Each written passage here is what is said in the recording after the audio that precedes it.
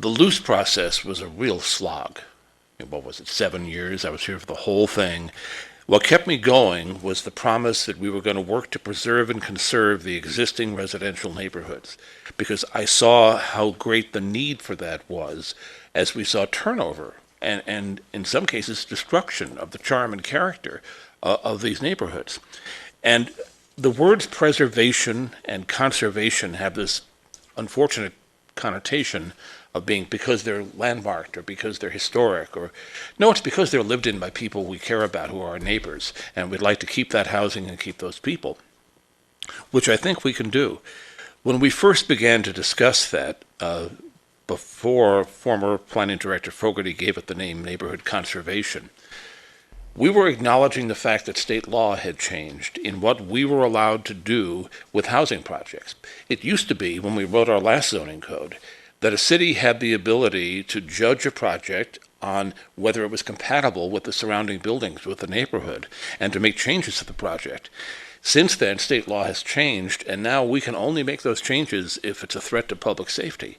Very, very different environment we're in now. So I think our zoning code has to reflect that and give us the ability to limit or say no to projects that are neighborhood destructive, even though they're housing projects. We want housing. But one of those maps showed how many places in the city we've now identified that are actually better for new housing because they're along transit corridors. That allows us, I believe, the flexibility within the agreements we've made as part of our housing allocation, et cetera, to be much more selective about what happens in our neighborhoods. There are always going to be infill projects in neighborhoods. There are old buildings that need to go. But we should have more control over it, and it should be written into the code so that it's not a case of having to rush in when something starts to go wrong. We should keep it from going wrong. We should let people in our neighborhoods know your neighborhood is going to stay the way it is if that's how you want it. It's going to improve in ways you ask us to improve it, but we're not going to just allow the wholesale replacement of buildings with new buildings. So I really want to, as you look at preservation, conservation, to remember that, because I know there's been a fair amount of turnover in staff since we began the process.